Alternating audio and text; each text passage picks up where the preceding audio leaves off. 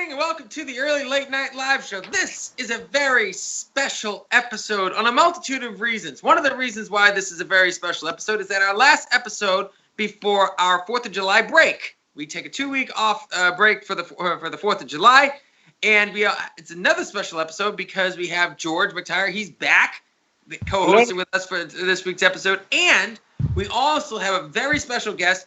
Adam Griswold is back to talk about his coronavirus short film, which was so awesome, and he played so many cool parts, but I had a hard time picking which parts, but I dressed up as his lead character for my costume. Arnie looks like some sort of pirate, and, you know, Mitch Fortier is a detective. So what else is there to do? We'll be back for the Early Late Night Live Show. Stay tuned.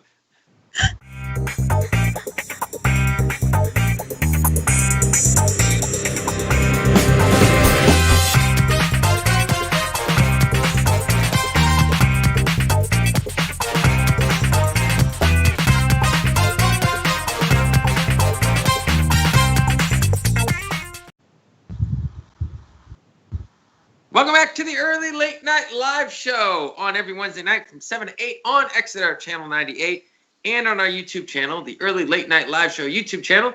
Please make sure to like, subscribe, and share with your friends and enemies alike. Very special episode. This is our episode before our 4th of July 2-week break. We take a break for its first 2 weeks of July, so we're doing a little special episode with George McTire and our special guest, Adam Griswold. And I am dressed up as Detective Carson from Adam Griswold's film. Mitch Fortier is dressed up as Dick Tracy, and Arnie said she was going to be dressed up as what? I said it was going to be dressed up as, like, the chick that goes in that needs help. The femme fatale. Is the femme fatale, yeah. The wench. Yeah. Yeah, and then Terry said, you look like a bar woman from a pirate movie. I said, you mean a wench? He's like, I can't see that, but yeah. So, for all you guys out there, if you're looking for a woman who will proudly call herself a wench, Arnie's email address is below. So anyways, we're doing a special trailer trash segment this week. We're doing old movies. Some of them we've seen, some of them we haven't. 2 movies, and we're going to view these trailers as if these trailers just came out today, and we're going to view them with our modern eyes and judge the trailers appropriately. All right, so Arnie, what's the first trailer we have up? The first trailer is for Logan's Run. Can we play that, please? All right, so Logan's Run is a sci-fi adventure that is coming out June 23rd, 1976. It's directed by Michael Anderson and stars Michael York, Jenny Agata, and Peter Ustinov. The write-up is, an idyllic science fiction future has one major drawback. Life must end at the age of 30. So, all of us would be dead right now. All of us would be dead. I mean, I think Ryan made it. I think Ryan and Damn It Dan made it. And I think Adam Griswold may have made it. Adam, are you under 30? I am over 30. I'm 32, yeah. We're all dead then. Okay, yeah. we're all dead. This is us dead. Well, that's pretty good for dead people, but go on. Not too bad, not too bad. So, I watched this trailer, and the first half of the trailer, I thought, wow, what a trippy, sexualized movie. Like, this is just, like, there's just no other way to say it. It's like a very trippy, sexualized movie. It felt like this is some, you know, teenage boys type of, like, fantasy dream. The first half of this trailer. Then the second half of the trailer was just all action and explosions, which to me was like, wow, this is just entirely a teenage boy some fantasy. You didn't even see Farrah Fawcett, who was in it.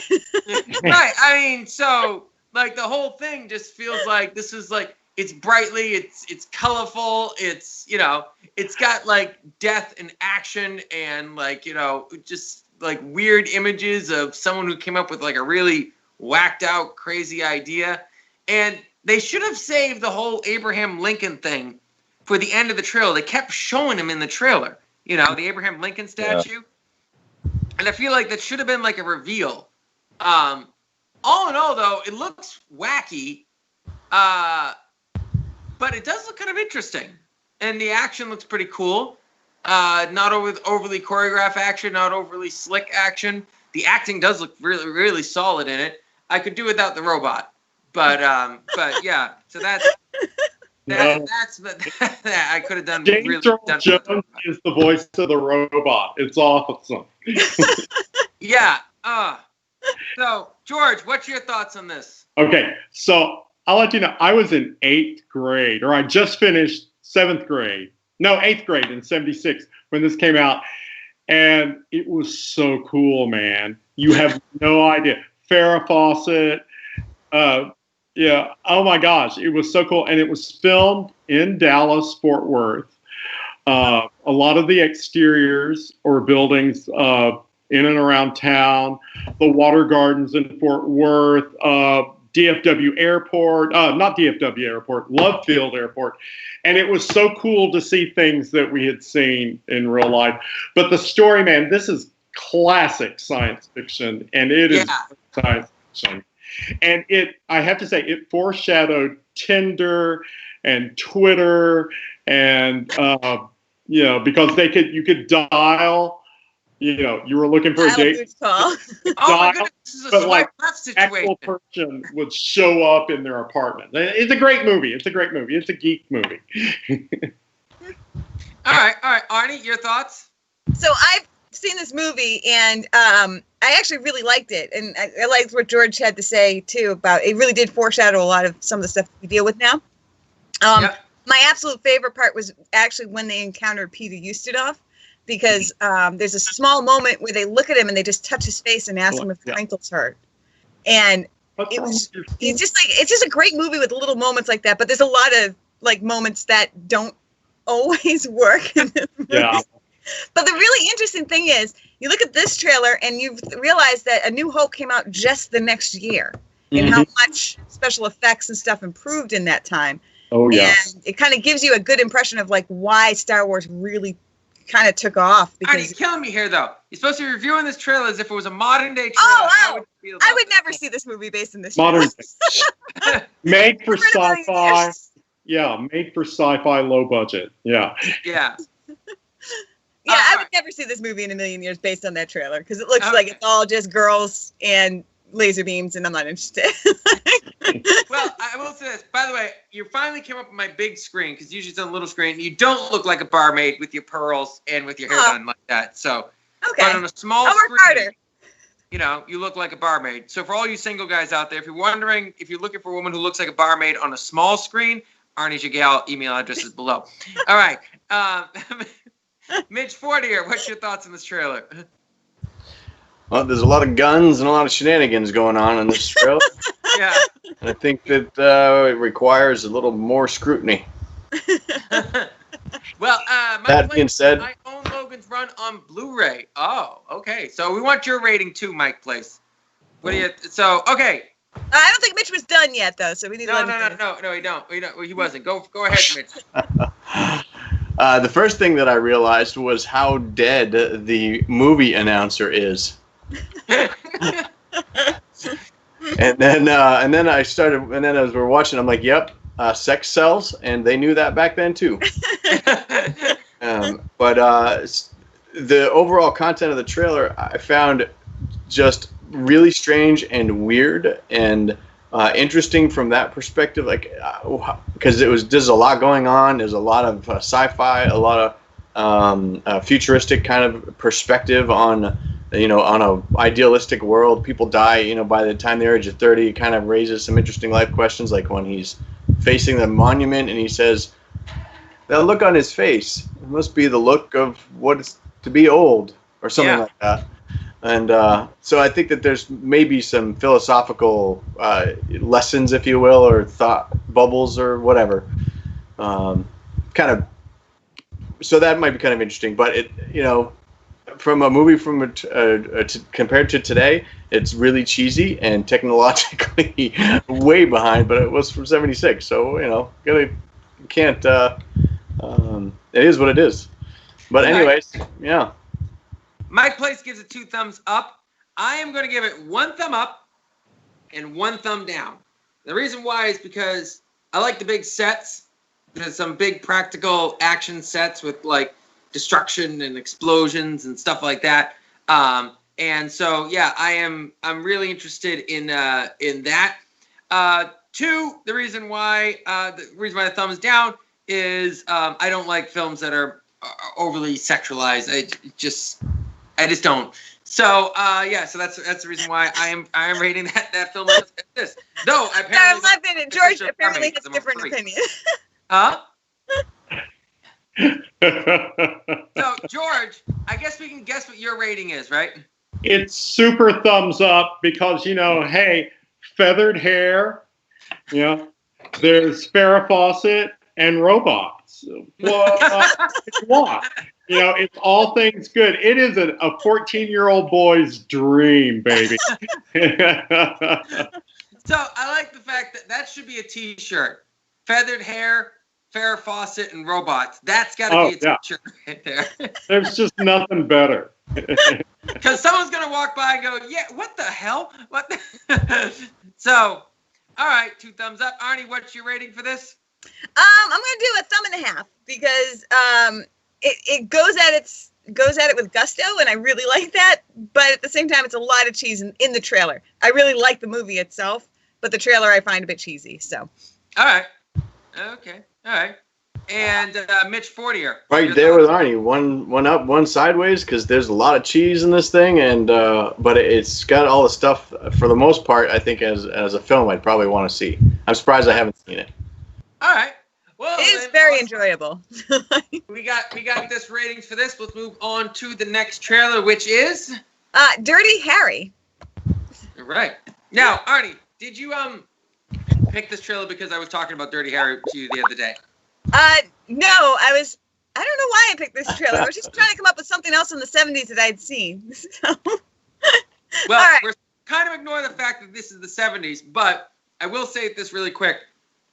Both these films are sort of picturesque of the 70s, the extreme of the 70s film genre. You know, the seedy, dark, violent, cop film, and the sort of mystical, out there, world, space, sci-fi, trippy adventure film. So yeah, which I think is really cool. So what's the write-up for this film, Arnie? All right, so Dirty Harry is coming out December 23rd, 1971. It's directed by Don Siegel and stars Clint Eastwood, Andrew Robinson, and Harry Gardino. I think I'm saying that right. Yeah. The write-up is, when a madman calling himself the Scorpio Killer menaces the city, tough-as-nails San Francisco police inspector Dirty Harry Callahan is assigned to track down and ferret out the crazed psychopath. All right. So, I'm going to do a really quick talk about this trailer as a trailer, okay? Now, the individual shots, I like. I like Clint Eastwood. He looks pretty cool in this. Some of the individual lines I like. I hope the movie is better than this trailer, though, because this trailer is absolute trash. Now, I'm going to say that because I do want to talk a little about the movie because I have actually seen this movie. But the trailer is total trash. This is a terrible trailer. And hopefully this does not depict, if I had not seen this movie, hopefully this doesn't depict the class of the film. This is the most lopsided, messed up trailer that it doesn't have any flow. It goes on long cuts of scenes and little snippets. It's just really messed up. So, but I will say this, I do love, and again, I'm stepping out of this, I do love the cinematography in this. Cinematography in the 70s in particular, had this way of making things look like it's actually friggin' there. So, especially with films like Bullet. Bullet to me is one of the best shot films ever. I love how Bullet looks. And so this film too is up there. It looks like you could reach out and touch that brick right there. And it's not because it's super high quality. It's just because they didn't overly polish it, which is what I love. All right, Arnie, your thoughts on this trailer? Okay, so I agree with you. As a trailer, it feels like this is the rough cut where you take this to somebody saying, I really have no clue. Is this a good starting point? And I feel like somebody in the editing bay was just like, it's good enough. Put it out there.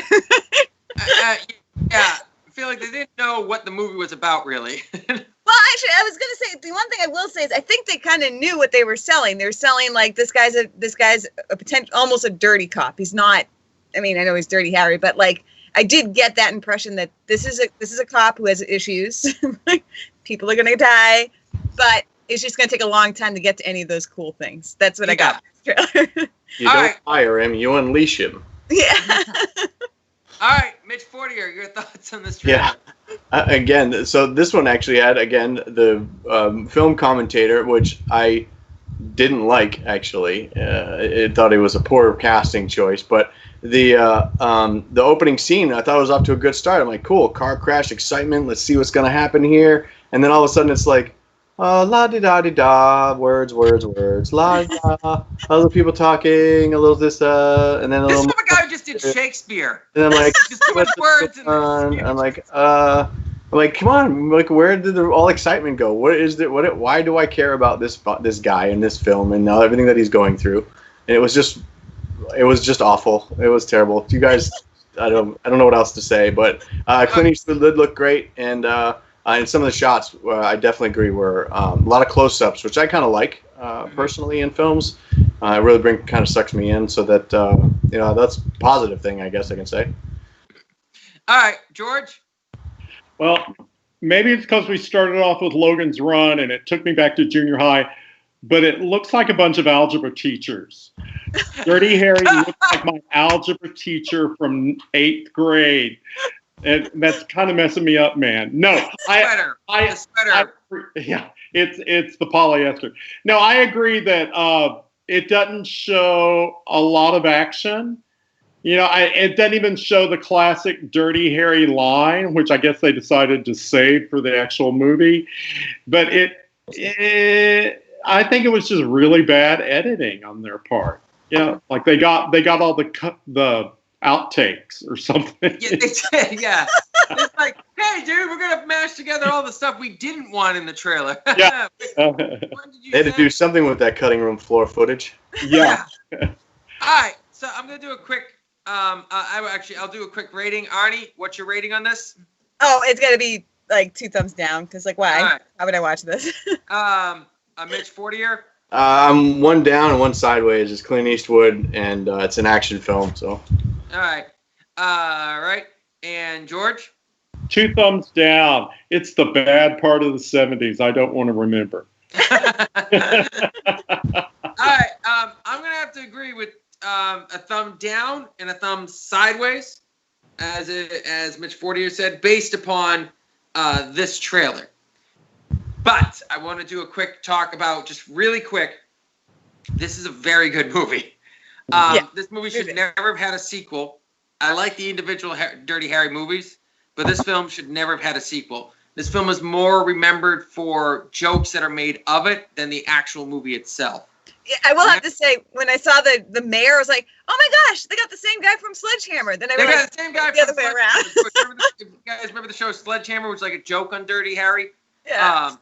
They had the same guy play the mayor in Sledgehammer as he did in Dirty Harry, and it was remembered more for its joke, for the fun people made of it, but actually was a really good movie and a really good character piece. So if you got time, it is not an action movie. It's got some action in it, but it's not an action movie. It is a character piece.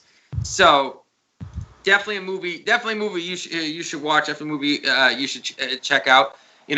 And to quote a line that doesn't get quoted, all right, was after Dirty Harry had to save a guy from committing suicide. He said, "That's why they call me Dirty Harry. Whenever there's a dirty job to do, we're just going to call Harry." That's one of my favorite lines from the movie. And he said it with such anger and, like, saddening that this is what his life had come to. So, good movie. Definitely check it out. All right, we're going to move on to break. When we come back, we're going to have a special guest, Adam Griswold, to talk about his new movie, which is also really good, and you should also check out. We'll be right back. Early Late Night Live Show, Wednesday night, 7 to 8. I wish someone would come up with a new idea for the show. Seriously, Terry, I think we should start talking about politics on the show. Seriously, Mitch, I think we should start talking about your position on the show. Seriously, I'm gonna go. Competitive game. Competitive, get out. Got it. Sports! No, Dave. Hey, Terry. Hey, Steve. Go home. Going. Story time. You've changed now. So, Terry. Why are you not in the sketch?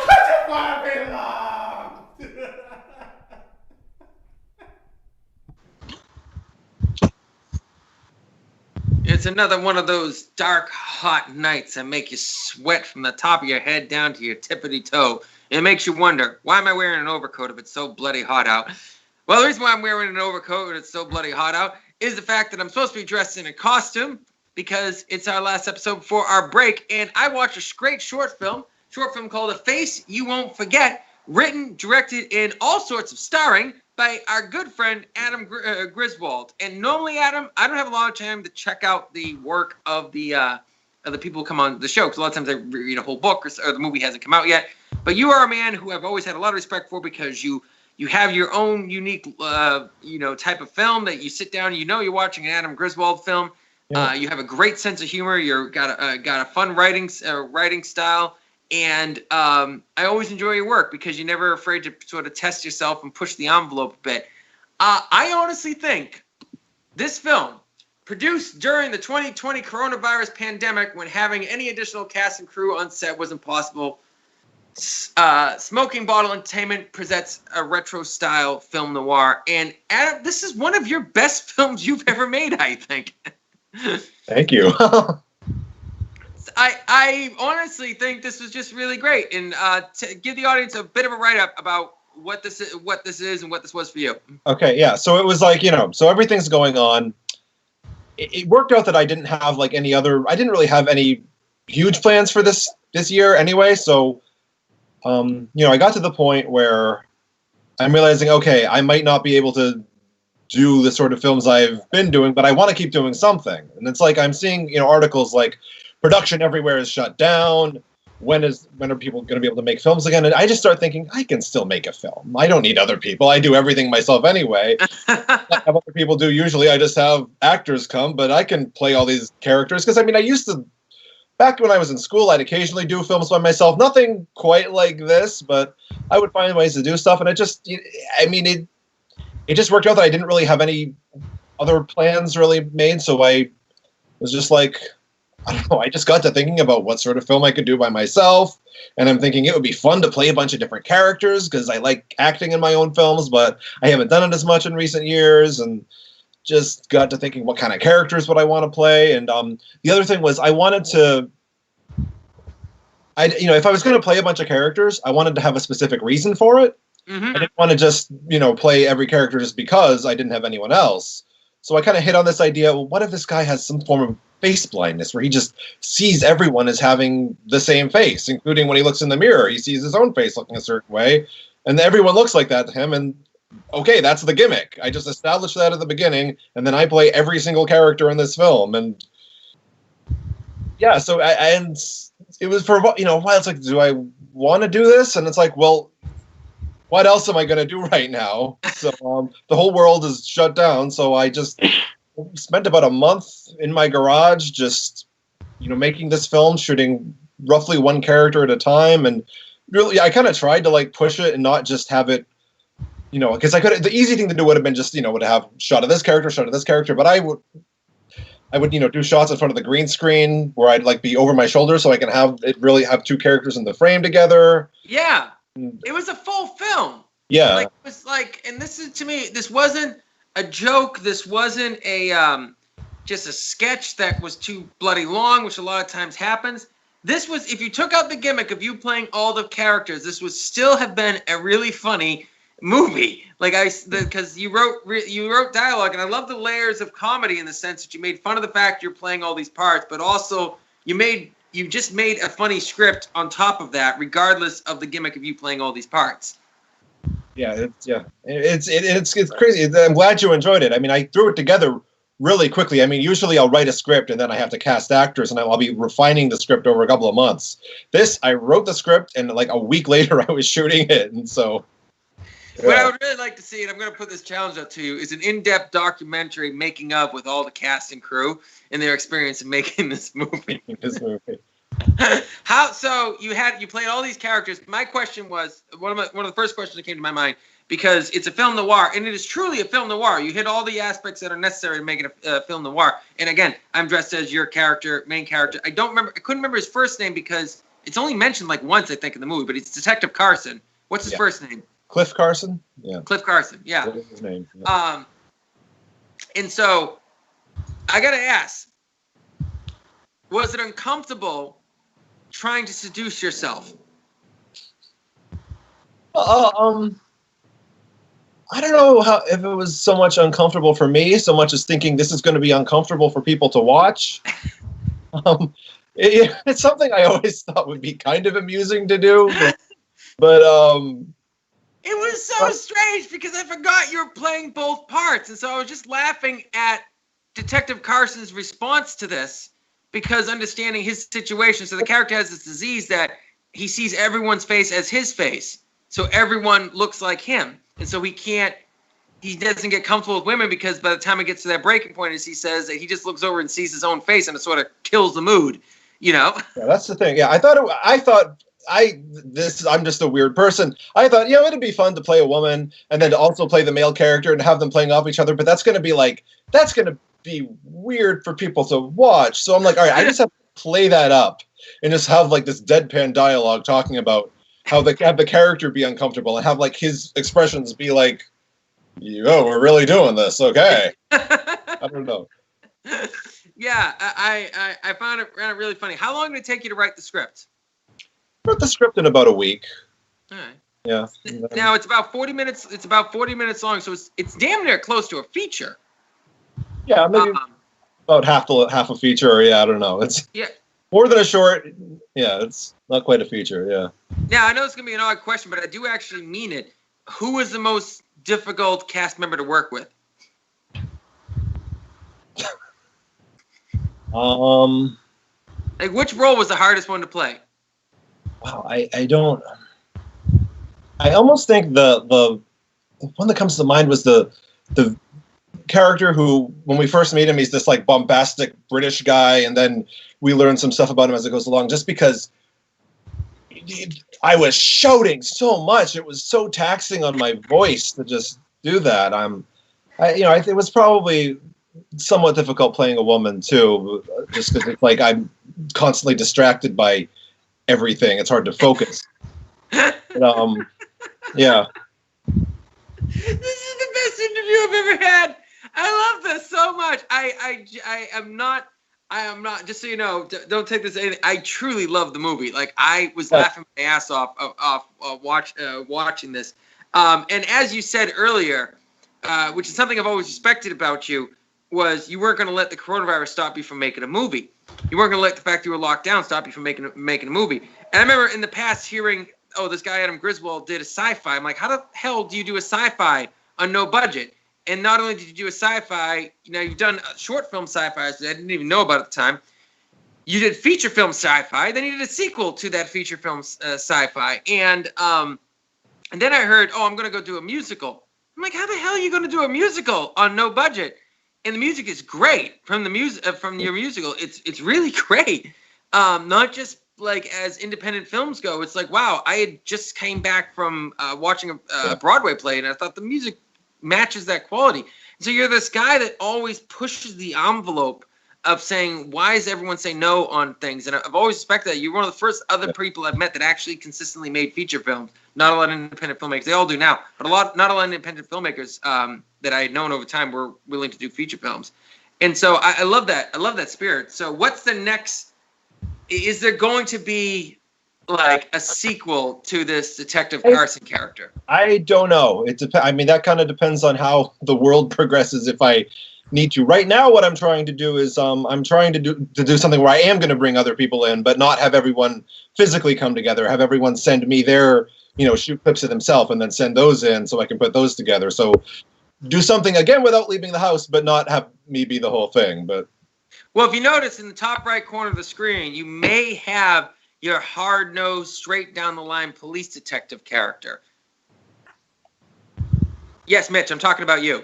Like, if you're looking to cast a role, I think you have your Dick Tracy character right there. And I don't know if he got the impression. I will shave. Huh? I will shave for the role. I don't know, Mitch, if you decided to dress as Dick Tracy because of his film noir, or just happens that we all got on film noir just by accident. You know, the truth is that I had this hat and I've been wanting to do something with it for a long time.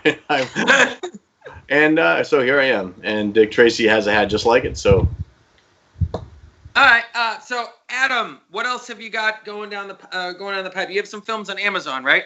Yep. Both of the Space People films, the 2 sci-fi feature films, are both on Amazon Prime, and got a bunch of other stuff on my YouTube channel, along with this new one that just came out.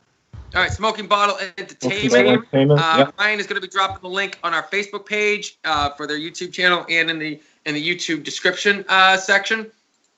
What about Choirwood? What's going on with that? Last summer I submitted it to a bunch of festivals, so we were in a couple last fall, and just waiting to hear from a couple more of those. And at this point, it's like not just waiting to hear if it gets into the festivals, also if the festivals actually happen. So right. Everything else happens there. And then once I know for sure that nothing else is happening with that, then that'll probably go up on Amazon Prime too. I mean, I'll have to have a conversation with that team, the whole team behind that, once the time comes. But I've started. The album to be released. I can't wait for the musical album to be released because I do want to buy it because I really like the music from it. And I told you this when I had interviewed on. I love musicals. I don't know. I've talked about it on the show before. I sing way too much, usually around people who aren't singing, so there's not a comparison of how bad I am. But I love musicals. I love a good song and dance film. And I've watched a ton of them. Not many of them stick out in my mind, but Another Day at Choirwood, that tune still sticks in my head every time I tap my toe about it. So I just look back at that film for the first time in a few months, because it's like I had like 5 screenings in 5 months. I got so sick of it for a while. Yeah. And I just look back at it in the past couple of weeks, and I'm always expecting to be like stressed out and just with all the memory of how much work it took to make that. And I just start hearing that music, and it's just, this is good. And I can't wait till more people get to see that. So hopefully. I don't think people realize that you it's like you love all your productions. I'm assuming I love every film that I've made. I've had so much fun, and I enjoy watching my movies. But we're not famous by any stretch of the imagination. But I have experience getting annoyed by the same questions being asked about a movie. And I try to make sure, like, or when people think they have that clever line, I try to make sure that I do a good face, because every person is different, and every fan deserves the same amount of respect and appreciation. If they like your film enough to say a line and to quote it, you should always give them respect. They don't know you've heard this damn thing 1,000 times. But yeah, is there one line or from a movie that people have quoted to you that has annoyed you that they keep quoting it to you? From one of mine? Yeah. I can't think of anything off the top of my head that people really quote. I don't know. I will say, though, that I heard you you were going to correct Terry, let him know that the "Do You Punk" line is probably one of the most misquoted lines. Yeah. Ever. I tried fixing it when I said it earlier, because I remember. I know you know that, but most people don't. But Adam was kind of cool that he had picked up on it. He wanted to say something, and he tried. It's like, yeah, it's one of those things. It's like, well, I think the actual line is this whole kind of long thing that's not easy to just do a bite-sized quote of. So I can do the whole line. It's dumped down for us, laymen's. Yeah, I could do the whole line, but I'm not that much of a ham right now. I'll do it during the break. All right, we're going to break. Check out Smoking Bottle and Tim. We're going to drop it on Facebook. Coming up next is going to be a game hosted by Mitch Fortier. It's our late night live show. Stay tuned.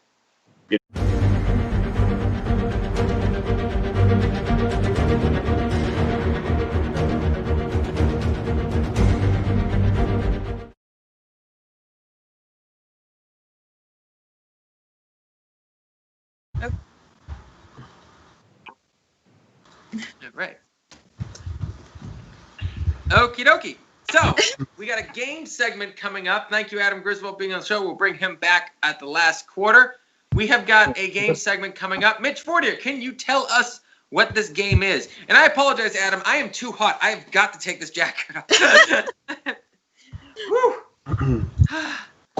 So, yeah. So this game tonight is actually one of mind reading. Terry, stop that. All right, so we need 2 contestants. All right. And we'll do this. We can have a couple of different pairs of people, if you will. We can have somebody jump in, and Terry and KJ maybe, and then Adam against George or something like that, if you guys want to do that. And then we'll see how many points each team gets, all right? So Okay. So this is how it works. So I'm going to give you a category. They're going to 2 contestants. I'm going to give you a category, and at the same time, you need to say whatever comes to mind for that category. Now, if you get it right, or you get the same answer, then, it's like Jinx. You get points. Okay. So we can do 2 categories, or do like 5 categories per team, and then if any of the teams get it correct, or whichever team gets the most jinxes will actually win. How's that? Okay, so I am a team and Arnie's a team, right? You said So you and Arnie are going to play together. I'm going to give you the first question. And then the first You have to say the first word that comes to mind? Yep. Okay. So it's going to be something like this. So it's going to see, for example, furniture. Okay. Oh, so I was supposed to say Did something. KJ I got it. I didn't hear KJ. I said chair. All right. It's a chair. This might be harder to do in a virtual than I thought, but Well, we'll try it out. give it a try. Ready? Go for it. Okay. Flat food. Sandwich. Pita. Sandwich? Yep, I got sandwich and pizza. No, pita. Pita. I do pita pizzas, so that can actually. Pita bread is flat. They It's both work. food. Unleavened bread. It's like the original flat food. All right. All right, so That should be a selling point for pita bread. The original flat food. 40,000 years. 40 years in the Absolutely. desert. 40 days in the desert. okay, this should be an easy one. Maybe ready? All right. A form of water. Frozen. Form of water. Rain. Aqua. I was just gonna say aqua, but it's just Aqua? water. That's so stupid. It's not a form of water. Like ice, snow, Oh yeah. liquid. Oh man. What was the first one that came to your mind? Frozen. What? Frozen. Frozen. Oh, Frozen frozen. water. Okay. So no one's gonna win with me. I think we're pretty safe.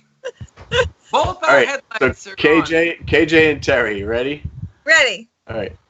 Celestial object. Star. Moon. Oh. Next, fruits. Strawberries. All right, I'm gonna give you fruits again. Bananas. I'm still gonna say strawberry. You didn't hear me say strawberry, honey? Yeah, I was hoping. See, Come on. I could only. Look, we all know strawberry is the best fruit. Apple is like, it's tasty and everything like that. But let's be honest. If you had a choice of a bowl of strawberries, fresh strawberries or a fresh apple, you were bullshit if you said, oh, I didn't mean to swear. But you know what I'm talking about, all right? If you say you're going to go for I the stand apple, by it. Apples are better, and so are bananas because bananas smile. bananas are, truthfully, and this is physics, the funniest fruit in the known universe. But they're That's why not monkeys tasty. like them. Frog and Monkeys like them. Minions Bananas like them. are the So funniest. obviously they're great, but they don't taste good. They ruin bread. I'm just saying. Yeah. Did we lose, Mitch? Strawberry bananas. Yeah, I'm pretty much. Something happen here? No, we're good. I'm still here. Okay. Okay. Ready? All right. So, let's get Adam on. All Adam, right. Adam, you I'll want to step play? out. All right. All right. So Adam and George. You Adam guys and, are gonna. Adam and George. Yeah. So you All right. guys will say something. The first thing comes to your mind in the category that I provide. Ready?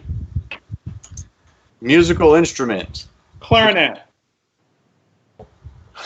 I didn't hear you, Adam. Guitar. All right. You should have just said clarinet, Adam. You Yep. said was clarinet. You're missing how this works. I would have to trust you. I would have been at a loss for that one. So, okay, ready? Yeah. Body parts. Arm. A foot. Heart and foot. All right, shapes. Square. I heard square and what? Triangle. Triangle. That's what I thought. You see, you're missing the point here, guys. Cheat a little bit. Try to win. Lose your integrity. It's just a game. All right, here's your fourth category. Ready? pies. Apple. Cream. What? Adam? Let's go back to the game. He'll get the hang of it eventually. Okay, ready? Your last chance. Okay, maybe not. I might give you another one, but just in case. Insects with wings. Why? Butterfly. Almost. Butterfly. Judges. No, I'm sorry. Let's gonna do that category again, though. Ready? Insects with wings. Beetles. Nope. I heard beetle and something else. It wasn't beetle. You didn't say beetle, did you, Adam? I said bee, so I got the first syllable. Bee. No, okay, well, Would you like to finish? Had to fly at the last thing, but the judges ruled against that. Damn them judges. Now, about you want to so B? So you weren't done talking, is what you're telling me? It was B. Oh, I was saying bee. I had no plans to say toll. Why are you Way too so honest. What is wrong with you? Are we trying to say the same thing? Is that? Yeah. Yes, that's the Yeah. goal. Okay. So, Well, That's okay. Nobody won anything. This is the only Late Night Live show. category's the truth general. There's too many different things that could be. Perfect game. Okay. All right, ready? So George and Terry, ready? I'm gonna give all you right. give you guys a chance. Okay. Animals that swim. Fish. Fish. All right. Woo-hoo-hoo. Do we have fireworks and stuff or what? Oh, all right. Okay, ready? Terry and Adam. Oh, this might be a kind of a hard one. Action movies. Die Hard. I think Die Hard. Fine.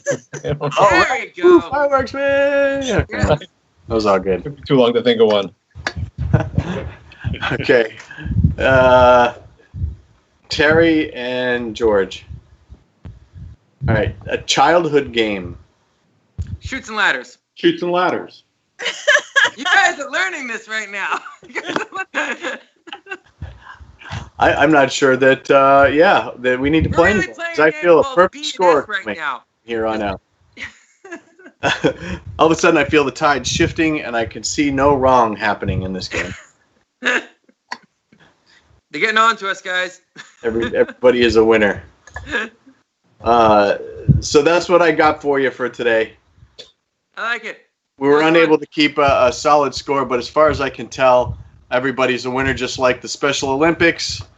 You guys all get blue ribbons. Perfect. Wow. Great. I don't think that's actually true, but wow.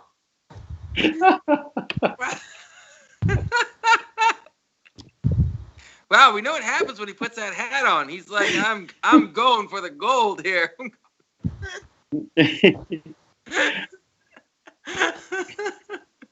Okay. Well, anyways, we have another game. You have another game lined up, which we're going to be doing in the next quarter. Is that right, Mitch? I thought we were doing recommendations in the next quarter. We're doing recommendations, but you had you said you had 2 games lined up. Do you have 2 games lined up? I have another game. It's similar to that, but All right. Well, we're going to do that next quarter. I'm going to do our recommendations really quick right now. So, Adam, I need you to step out for a second, or I need you to step in. We'll do our recommendations, and in the final quarter, we'll do the final game. Sound good? All right. So, this is my recommendation for this week. And Dan Graham, I hope you have it ready. My recommendation for this week is Deep Impact. So, last week, I had recommended Twister, which was just a great, corny, disaster film from the 90s. Deep Impact is also a great disaster film from the 90s, but it's not really a corny one by any stretch. It goes along the lines of something a little bit more serious. It's sort of like if Twister is the most corny you can go. Independence Day is kind of in the middle, and like Armageddon, for its kind of corny moments, was basically pretty serious. It was a basically fairly serious movie. Deep Impact is a little bit more serious than Armageddon. Has some great special effects, some awesome acting in it. It has Morgan Freeman, Robert Duvall, Yeah, it's just Morgan Freeman plays a president in it. Robert Duvall plays like a NASA pilot. A whole cast of characters in it has some great twists and turns. Oh, and a very young and charismatic Elijah Wood is in this film. He is north of North in this film, but south of Tolkien. So that's all I'm saying. Like that's how old he is. Elijah Wood does a great job in this film. George, you remember that movie? Anyone here seen that movie? Yes, I do. I remember going to see that in the theater. Yeah, visually interesting movie. John Favreau is also in the movie. Plays before John Favreau was any bit of a household name. He was in the film. It definitely had me crying by the end of the movie. I will be honest enough to admit that I was in quite a lot of tears watching this movie. If you like a good, heartfelt, thoughtful disaster film, I would say this movie is definitely you. Not really the Roland Emmerich type, even though there's some big spectacle sequences in it, but it's not really the fun Roland Emmerich type disaster film, which is a weird sentence to put together. This isn't a fun disaster. Like, I don't know if that's ever really happened. Like, this was just a really fun disaster. Everything went wrong. A lot of people died. It was a blast. Like, I don't know if that's ever really, like, truly happened. I think it was The Day After Tomorrow was like that. It was like everyone died, but I had so much fun watching that movie. I was like, oh, yay! Yeah. 3 people survived. Hurrah! So that's my recommendation. It is available on Netflix. Deep Impact. Definitely check it out. Arnie, what's your recommendation? So I went to Barnes & Noble for the first time in 3 months. Yay! So, and I found out that they're reissuing Ellery Queen novels. So I definitely recommend these. If you want a slice of what mysteries and life was like back in 1930, these are great books. I will warn you, they're not politically correct by today's standards. A lot of women get shoved around, but they are a lot of fun. Also, they're not very flattering on Italians. I will put that out there. Hey, you know. Flattering on Italians, huh? Hey, No. Italian, by the way, we don't care. Just so everyone knows. At the end of the day, we had all the money, so. Yeah. Well, okay. It's okay, you know. And Mitch Fortier, what's your recommendation for this week? I would like to recommend a series on Netflix by the name of Ozark. It is a series with Jason Bateman, currently 3 seasons. A 4th one is hopefully in the works, but no confirmation yet.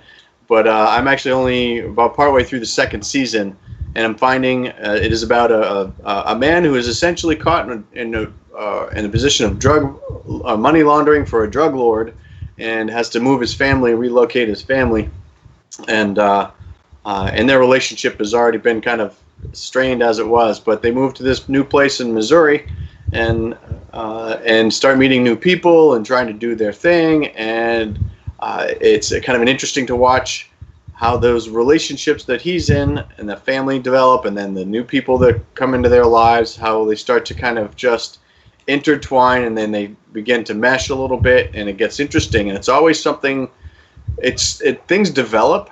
And then there's a twist, and then there's more development, and there's a couple of threads that keeps it really interesting.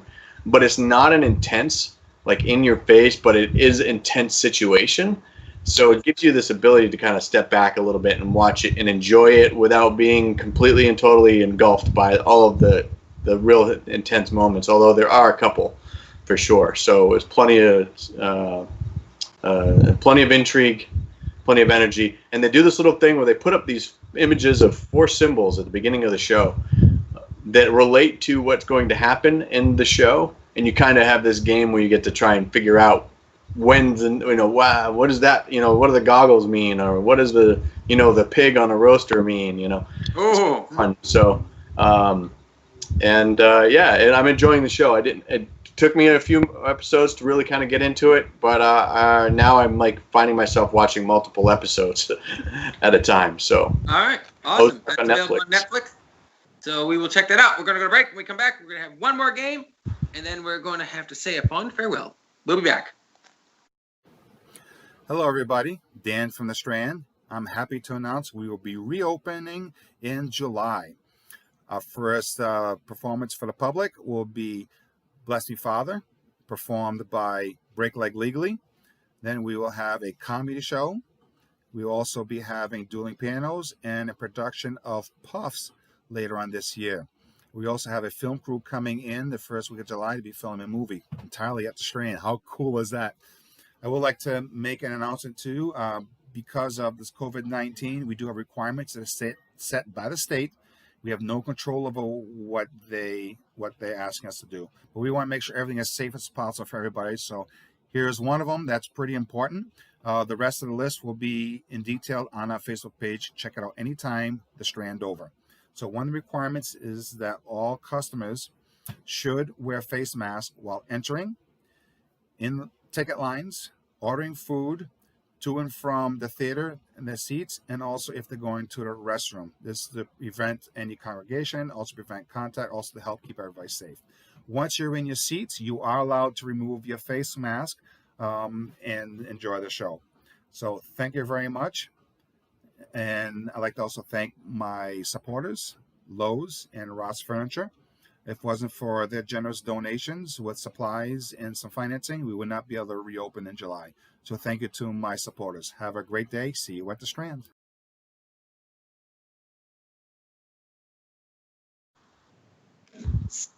So this is a fault on me right now. I will talk about something at the end of this episode about communication. And I've talked about this plenty of times on the show. I'm not always very good at it. And I probably should be a little bit clearer on it so people could be better prepared for the show. Unfortunately, I put Mitch Fortier in the spot, and I don't think we're really quite set up to comfortably play the game, are we? This game in particular, I'd rather do something else. I'd rather do another game that's kind of more or less prepared that I can kind of make up as we go along, as opposed to doing this other one that we prepared. So, all right. Well, we got about a 3 or 4 minute segment to play the game, so can we let's play do it that. Is that good? Sure. Yeah. So this is All right. similar. This game is similar to the one that we were playing before, but it's one person, less of a game, more than it is kind of just a way to joke around and have some fun. All right. I am going to ask you, or each person, I will ask you a random question. All right. And you cannot wait to answer. You have to answer immediately. I must say the first thing that comes to your mind. Oh, boy. All right. So I'll start with Terry, and then I'll go to Adam, and then I'll go to George, and then I'll go back to Terry. All right. All right. How many pickles in a pickle jar? 10. Adam. How old is Steven Spielberg? 76. He's probably right.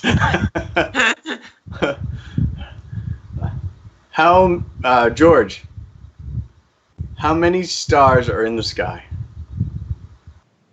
Less than there are trees on Earth. I don't know about that. I don't know about saw this on TV. There are more trees on Earth than there are stars in the sky. Really? Yeah, it was on QI on BBC. Oh, hey, let's not try and actually learn something on this show. Totally different type of show. Well, We don't learn things. once in a We while, don't stuff have found leaks out, and information. I We just cast want fake to news and make fun of verify the source before I start repeating it. Like, you said there were 10 pickles in a jar. I'm not taking that to the bank. I'm sorry. 10 pickles. Well, are they talking about the long pickles, like that they give at diners? And we didn't qualify, so it really doesn't matter. You didn't qualify.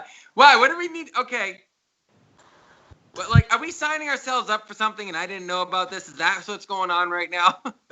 It would be a very strange initiation process for sure. Okay. All right. So we're gonna try this again then. All right. So let's see. Hold on.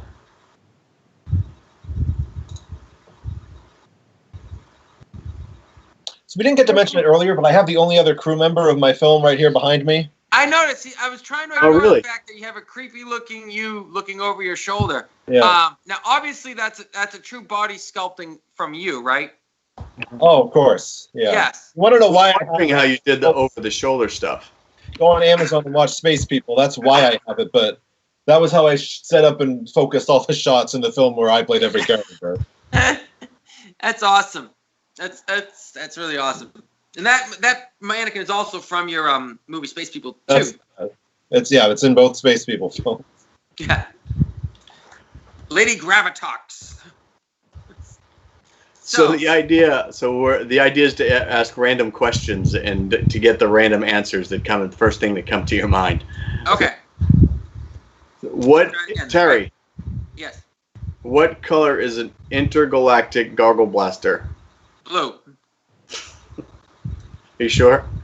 Yeah, I'm sure. Okay. Adam, how many apples does it take to tip over a cow? 306.